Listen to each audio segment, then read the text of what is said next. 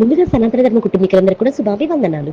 ఈ రోజు నేను మీతో చర్చించాలనుకున్న ఆలయం పెద్దకల్లిపలో ఉన్నటువంటి శ్రీ నాగేశ్వర స్వామి వారి ఆలయ విశేషాలు ఈ రోజు మనం తెలుసుకుందాం. పుణ్యక్షేత్రాలలో కనిపించే ఒక్కొక్క దివ్య తీర్థం ఒక్కొక్క ప్రత్యేకమైన విశిష్టతను సంతరించుకుని ఉంటుంది. ఆ తీర్థాలను స్పృశించినంత మాత్రాన్ని మన పాపాలను పోగొట్టి దైవ సన్నిధికి చేర్చే భాగ్యాన్ని కలిగిస్తాయి. గత జన్మలో ఉన్నటువంటి దుర్గతులు పోగొట్టి ఉత్తమ గతులు కల్పిస్తూ ఉంటాయి. అలాంటి దివ్య తీర్థాలలో ఒకటి నాగకుండం పెద్దకళ్ళిపల్లిలో మనకు కనిపిస్తూ ఉంటుంది. పేరులోని నాగశబ్దం ఉన్నందున ఈ కుండం నాగదోషాలను పరిహరించే కుండమని స్పష్టమవుతుంది. మరి ఈ నాగకుండం ఎక్కడుంది?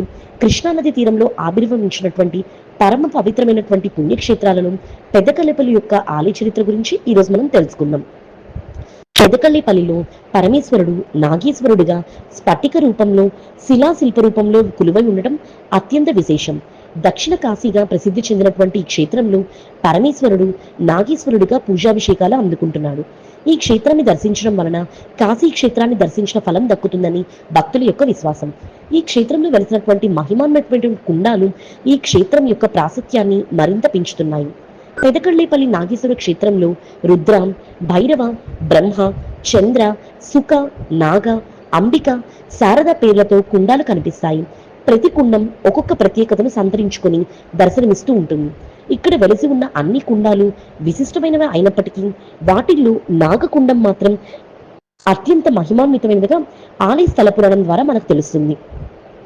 పెదకల్లిపల్లి నాగేశ్వర క్షేత్రంలో పూజలందుకుంటున్న స్వామివారు మహాసంకల్పంతో ఏర్పడిన కుండంగా ఈ నాగకుండం అత్యంత ప్రసిద్ధిగాంచింది. ఎన్నో విశిష్టమైనటువంటి తీర్థాలు నాగకుండంలో కలవడం వలన కూడా ఇందులో నీరు మహిమాన్వితమైనదని తెలుస్తుంది. పెదకల్లిపల్లి నాగేశ్వర స్వామి క్షేత్రంలో ఉన్న నాగేశ్వరుని దర్శించుకుని ఉంది.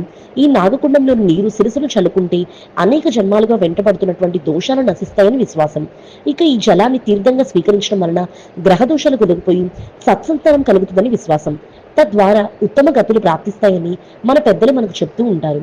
ఈ నాగకుండానికి ఇంతటి మహిమ ఉండడం వలని ఎందరో భక్తులు ఇక్కడికి తరలి వచ్చి ఈ కుండంలోని తీర్థాన్ని సేవించి దోషాలు పోగొట్టుకొని ఉంటారని భక్తులు విశ్వసిస్తారు. ఈ దివ్య తీర్థాన్ని సందర్శించి మనం కూడా తరిద్దాం. ఓం నమ శివాయ. మరి తెలుసుకున్నారు కదా పెదకళ్ళేపల్లి నాగేశ్వర స్వామి వారి ఆలయ విశేషాలు. ఈ వీడియో చూసిన మీ అందరికీ కృతజ్ఞతలు.